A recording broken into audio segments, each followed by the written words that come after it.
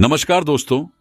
आज हम एक ऐसे विषय पर बात करने जा रहे हैं जो हम सभी के जीवन को प्रभावित करता है, क्रोध। क्या आपने कभी सोचा है कि क्रोध आपके जीवन को कैसे नियंत्रित करता है? आज हम एक प्राचीन स्टोइक दर्शन के कथन पर गहराई से विचार करेंगे। कोई भी व्यक्ति जो आपको क्रोधित कर सकता है, आपका स्वामी बन जाता है। वह आपको केवल तभी क्रोधित कर सकता है जब आप स्वयं को विचलित होने की अनुमति देते हैं। यह वाक्य हमें क्रोध के बारे में एक नया दृष्टिकोण देता है। आइए इसे समझें और देखें कि यह हमारे जीवन को कैसे बदल सकता है। क्रोध क्या है? यह एक ऐसी भावना है जो हम सभी अनुभव करते हैं। कभी कभी यह एक छोटी सी चिंगारी की तरह होता है और कभी कभी यह एक भयानक आग की तरह भड़क उठता है।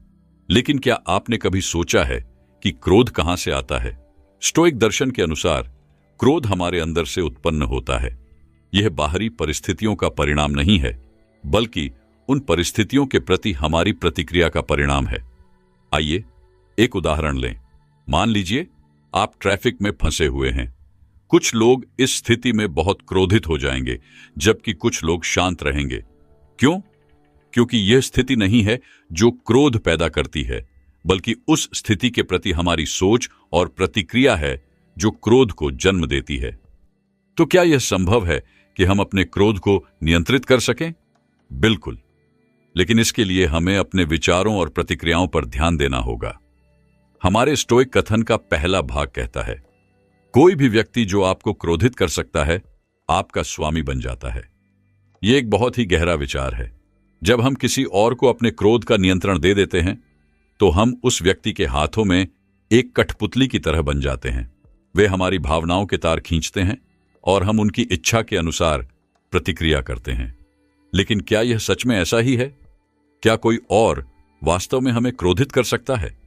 प्राचीन स्टोइक दार्शनिक एपिक्टेटस ने कहा था, लोग परेशान नहीं होते हैं चीजों से, बल्कि उन चीजों के बारे में उनके दृष्टिकोण से। यानी यह हमारी सोच है जो हमें क्रोधित करती है, न कि दूसरे लोग या परिस्थितियां। आइए एक और उदाहरण लें।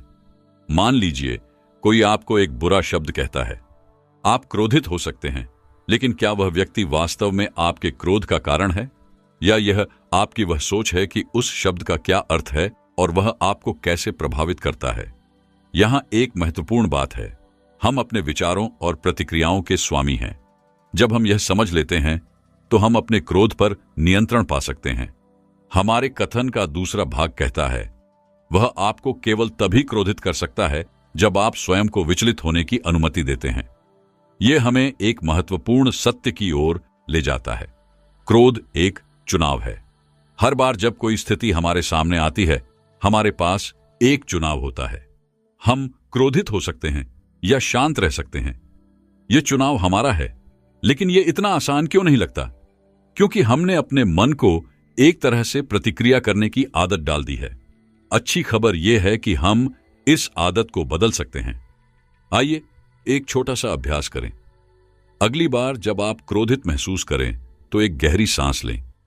अपने आप से पूछें, क्या मैं इस क्षण में क्रोधित होने का चुनाव कर रहा हूं? आप देखेंगे कि इस सवाल से ही आपको एक नया दृष्टिकोण मिलेगा। याद रखें, क्रोध एक प्राकृतिक भावना है, लेकिन यह हमारा मास्टर नहीं होना चाहिए। हम चुन सकते हैं कि कब और कैसे प्रतिक्रिया करें।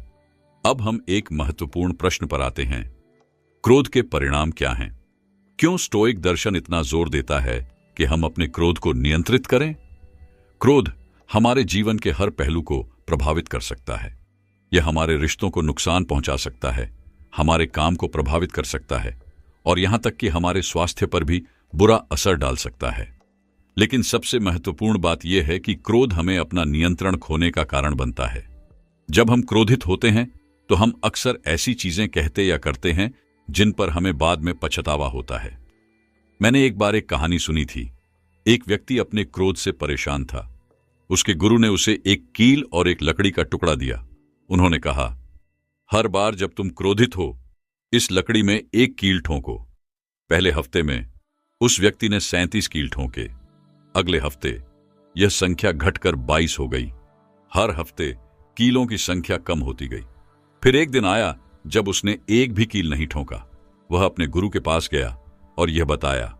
गुरु ने कहा, अब हर दिन जब तुम क्रोधित नहीं होते, एक कील निकाल लो। महीनों बाद उस व्यक्ति ने सभी कील निकाल दिए। गुरु ने कहा, तुमने बहुत अच्छा किया, लेकिन देखो, लकड़ी में अभी भी छेद हैं। जब तुम किसी से क्रोध में कुछ कहते हो तो यह ऐसे ही निशान छोड़ जाता है। यह कहानी हमें याद दिलाती है कि क्रोध के परिणाम लंबे समय तक रहते हैं। इसलिए अपने क्रोध पर नियंत्रण पाना न केवल हमारे लिए बल्कि हमारे आसपास के लोगों के लिए भी महत्वपूर्ण है। अब जब हमने समझ लिया है कि क्रोध क्या है और यह कैसे हमें प्रभावित करता है, तो आइए कुछ व्यावहारिक तकनीकों पर बात करें जो हमें अपने क्रोध पर नियंत्रण पाने में मदद कर सकती है। जब आप क्रोध महसूस करें तो तुरंत प्रतिक्रिया न दें। कुछ सेकंड के लिए रुकें और गहरी सांस लें। यह छोटा सा विराम आपको अपने विचारों को संभालने का मौका देगा। अपने आप से पूछें, क्या यह स्थिति वास्तव में इतनी महत्वपूर्ण है कि मैं अपनी शांति खो दूं? अक्सर हम छोटी छोटी बातों पर बहुत अधिक प्रतिक्रिया करते हैं। जो व्यक्ति आपको क्रोधित कर रहा है, उसके दृष्टिकोण से सोचने की कोशिश करें। शायद वे किसी कठिन परिस्थिति से गुजर रहे हैं। क्रोध अक्सर गलत धारणाओं से उत्पन्न होता है। अपने आप से पूछें, क्या मेरी सोच तर्क संगत है? क्या मैं कुछ मान रहा हूं जो सच नहीं हो सकता?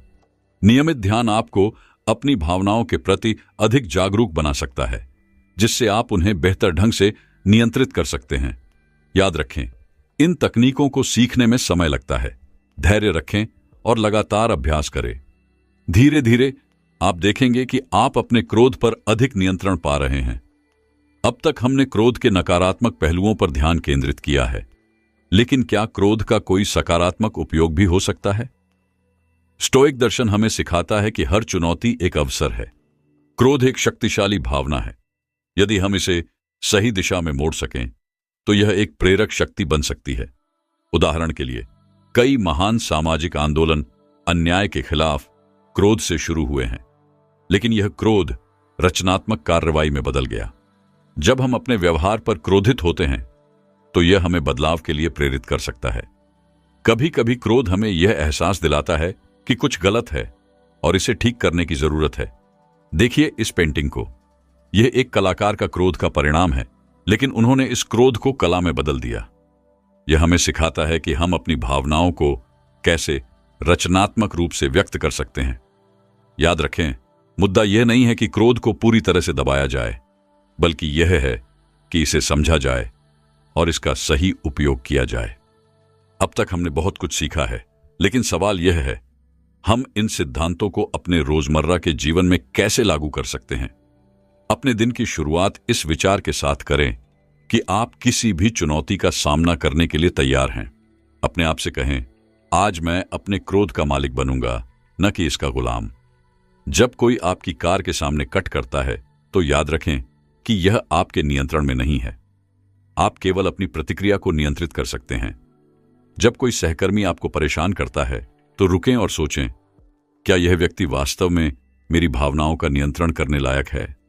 परिवार के सदस्यों के साथ मतभेद होने पर अपने क्रोध को व्यक्त करने से पहले उनके दृष्टिकोण को समझने की कोशिश करें। सोने से पहले अपने दिन पर चिंतन करें। जहां आपने क्रोध पर नियंत्रण पाया, उसकी सराहना करें। जहां आप असफल रहे, वहां से सीखें। याद रखें, यह एक प्रक्रिया है। हर दिन एक नया अवसर है अपने क्रोध पर नियंत्रण पाने का। धीरे धीरे आप देखेंगे कि आप अधिक शांत और संतुलित हो रहे हैं। अब हम एक गहरे विषय पर आते हैं, क्रोध की जड़ें। अक्सर जो क्रोध हम महसूस करते हैं वह किसी गहरी समस्या का लक्षण होता है। स्टोइक दार्शनिक सेनेका ने कहा था, क्रोध कभी भी बिना कारण के नहीं होता। तो आइए कुछ सामान्य कारणों पर नजर डालें। कभी कभी हम डर को क्रोध के रूप में व्यक्त करते हैं क्योंकि यह हमें कमजोर महसूस करने से बचाता है। जब हमारी अपेक्षाएं पूरी नहीं होती तो यह क्रोध का रूप ले सकता है। जब हम खुद को दूसरों की तुलना में कम महसूस करते हैं तो यह क्रोध पैदा कर सकता है। जब हम महसूस करते हैं कि हमारे पास स्थिति पर कोई नियंत्रण नहीं है तो हम क्रोधित हो सकते हैं। इन जड़ों को पहचानना महत्वपूर्ण है। जब आप अगली बार क्रोधित हों तो अपने आप से पूछें, यह क्रोध वास्तव में किस बारे में है? क्या इसके पीछे कोई गहरी भावना है? अपने क्रोध की जड़ों को समझने से आप इसे बेहतर ढंग से संभाल सकते हैं। यह आपको अपने आप को बेहतर ढंग से समझने और विकसित करने का अवसर देता है। हमारी यात्रा के अंतिम चरण में हम एक महत्वपूर्ण विषय पर आते हैं, माफी और आत्मस्वीकृति। स्टोइक दर्शन हमें सिखाता है कि हम सभी अपूर्ण हैं, हम सभी गलतियां करते हैं और कभी-कभी हम अपने क्रोध पर नियंत्रण खो देते हैं। महत्वपूर्ण बात यह है कि हम इन अनुभवों से सीखें और आगे बढ़ें। जब आप अपने क्रोध पर नियंत्रण खो देते हैं तो अपने आप को दोष न दें, इसके बजाय इसे सीखने का अवसर मानें। याद रखें, जैसे आप गलतियां करते हैं वैसे ही दूसरे भी करते हैं। माफ करना आपको मुक्त करता है। अपनी भावनाओं को स्वीकार करें, क्रोध सहित। इनकार करने के बजाय इन्हें समझने और प्रबंधित करने की कोशिश करें। मार्कस ऑरेलियस ने कहा था, सबसे अच्छा बदला लेने का तरीका है उस व्यक्ति की तरह न बनना जिसने आपको नुकसान पहुंचाया है। यह हमें याद दिलाता है कि माफी और आत्मस्वीकृति हमें मजबूत बनाते हैं, कमजोर नहीं। दोस्तों, आज हमने एक लंबी यात्रा तय की है। हमने स्टोइक दर्शन के माध्यम से क्रोध को समझने और उस पर नियंत्रण पाने की कोशिश की है। याद रखें, हमारा लक्ष्य क्रोध को पूरी तरह से खत्म करना नहीं है। क्रोध एक प्राकृतिक भावना है। हमारा लक्ष्य है इसे समझना, इस पर नियंत्रण पाना और इसका सकारात्मक उपयोग करना। आइए फिर से हमारे मूल कथन पर लौटें। कोई भी व्यक्ति जो आपको क्रोधित कर सकता है आपका स्वामी बन जाता है।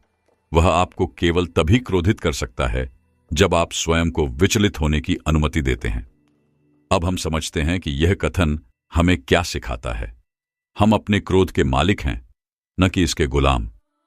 हमारी प्रतिक्रिया हमारे नियंत्रण में है। हम चुन सकते हैं कि कैसे प्रतिक्रिया करें।